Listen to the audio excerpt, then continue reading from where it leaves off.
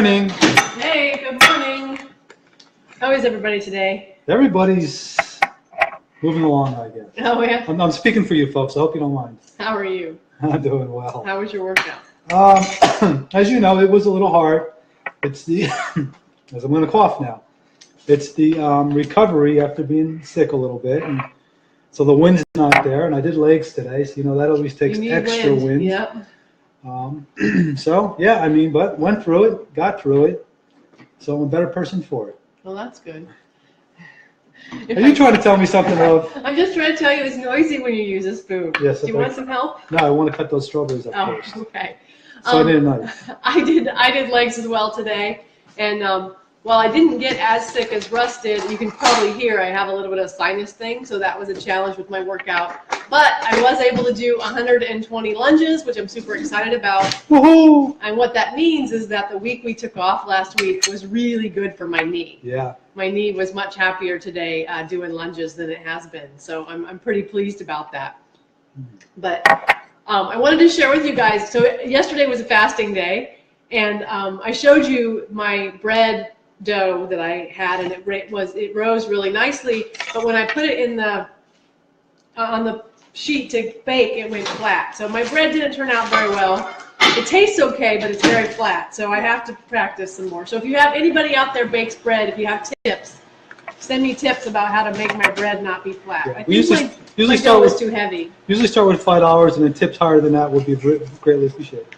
Is that not what you meant? That's not what I meant. Oh, I'm sorry. Why are you such a goofball?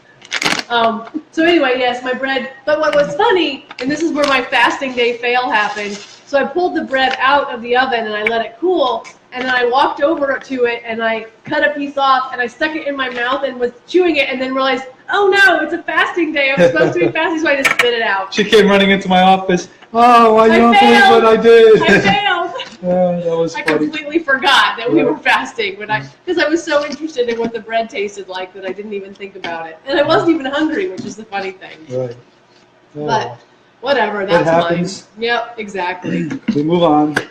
But I wanted to share some science with you guys that I found. I guess it's science. It's a study, so maybe it's not necessarily science. It was a study they did. Sorry for the beeps. Yeah, it's noisy. I guess it wasn't warm enough. No, the strawberries were still frozen. Okay.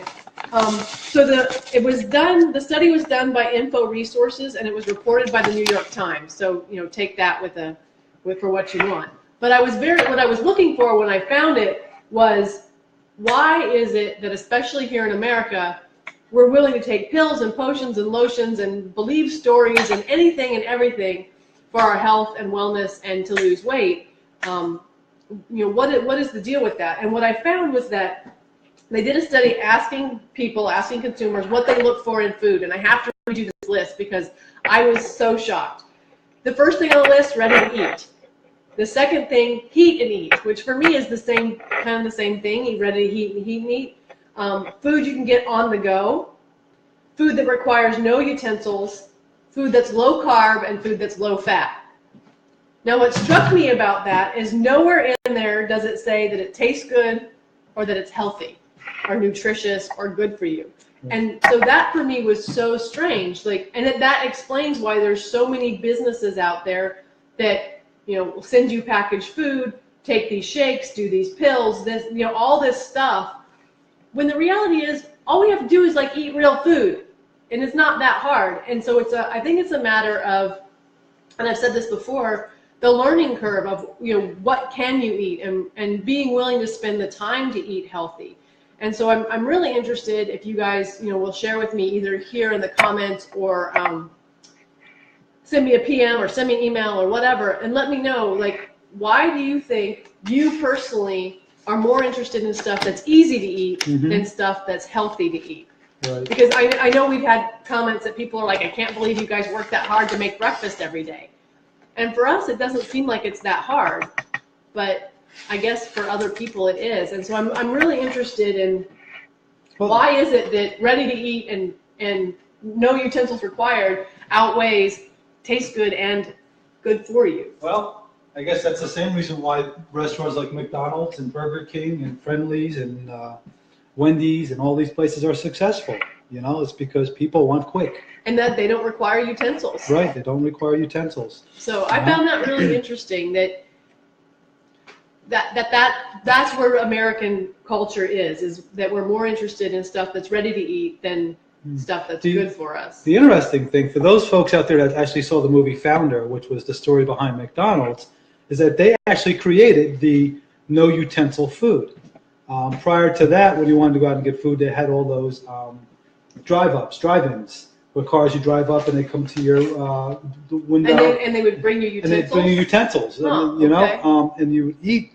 But when the guy who basically got McDonald's really going heard about this restaurant out there, he couldn't believe they had these burgers wrapped in this thing, and the whole thing was you don't have to use a fork, you just grab it and go. You just grab it and go.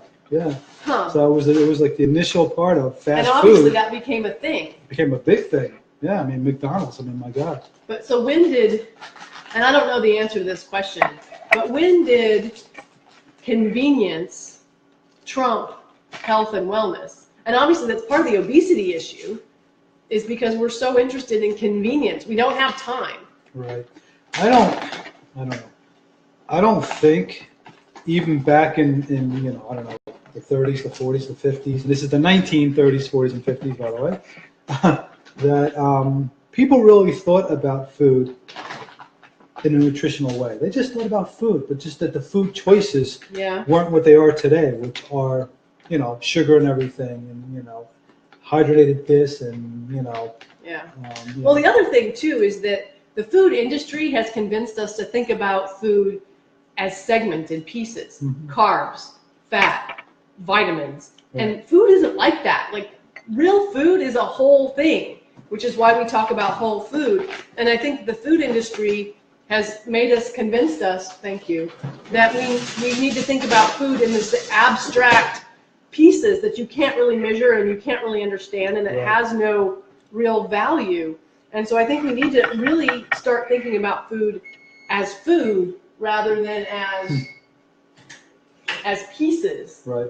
And the other thing that the food industry does is, and we talked about this a little bit, I think, yesterday, is they take the nutrients out of food. Yes. And then they fortify it and put the nutrients, put like pieces of nutrients back in.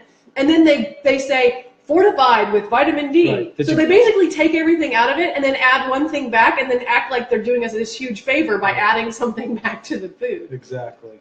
Exactly. So, and it started with rice. Rice was the first thing I think that we saw that they did. It was wheat. I think it was the rice. Was it? And then they did it with the wheat. They figured they could separate the take the germ out, the kernel. Yeah. So that's something to think about. You know, if you're more concerned about your food being fast and easy than you are about it being nutritious, I would encourage you to kind of observe that and wonder, is that really the right thing for you to do for your health and wellness? Yeah. It's obviously not for us, because look at all the stuff we have out on the counter this morning. Exactly. And it's sad and funny at the same time, because we watched the documentary, the one most recently, and they talked about how back in, I don't know if it was the 30s or the 40s, where they figured out that they could separate the germ and the starch? The starch from the, not the, what are you the talking germ about? and the kernel. From the kernel, yes. From wheat? From wheat rice? And from rice, from both actually, that all of a sudden they had this much friendlier looking food, and then at the same time what they were doing is they were creating malnutrition in the U.S. Right. Because all of a sudden you had scurvy and you had all those other types of things popping up, and that documentary is called In Defense of Food. If you want to watch it, it's 2 hours long, but it's a good one. We talked about it yesterday. So, yeah, I would encourage you to think about that. If you're more concerned about convenience and if it's fast than you are if it's good or healthy, I think that as a psychologist, that to me is really interesting, because that says something about how you feel about your body. And I've said before that so many Americans have a toxic relationship with themselves, and I think that hints at a toxic relationship with yourself if you're more concerned about your food being fast and easy than you are. And even looking at the list that the New York Times reported, fast and easy is more important than even tasting good, which is bizarre to me. Right. So, what are you having for breakfast this morning?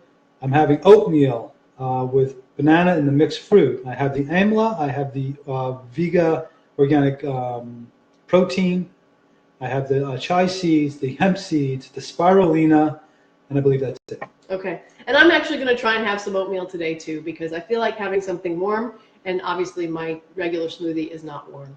So if you're interested in what Russ's oatmeal actually has in it, I did post it on the R&R Journey page. I posted a list of ingredients, so if you want to get that, that's over there. And please take our survey, because we're trying to figure out what you guys want us to put on the website, because we're in the process of trying to build our website, so please take our survey. And that is also on the R&R Journey page, and I can put the link in the bottom of this in the comments after we get done here. And if you're finding value in this, let us know, give us some likes, give us some thumbs up, and make sure you share it, because the more people that know, the more people we can help, and that's the whole goal of why we do this every single morning when we come home from the gym. That's right. And did you also say that if they have questions, to please ask? I didn't say questions. So you have questions, comments, funny jokes. Anything you want to Anything share, you want to share. And we have a YouTube page, although I only just have through October videos up on there. But if you want to watch videos rather than going through my Facebook feed and finding them, I am starting to load them up on YouTube, so they're all there. If you want to go back there and find any past episodes right. or whatever it is we're doing here.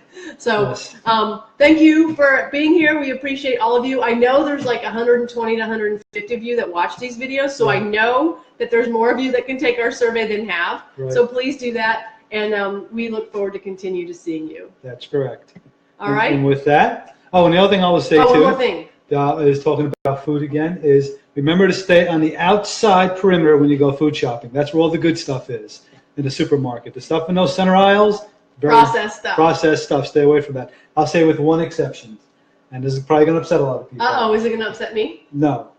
Stay away from the cold cuts. Oh, the cold cuts. That's fast, easy food for a reason, folks. Yeah, those are bad for you. Yes. Absolutely. But if you want, think about what you have. You have your vegetables, you have your dairy, you have your eggs. I would recommend against too. But we don't do that, but at least it doesn't have the processed added stuff to it. Absolutely. But then you have your meat products. Everything's on a perimeter that you should be eating, and everything in the middle, stay away from.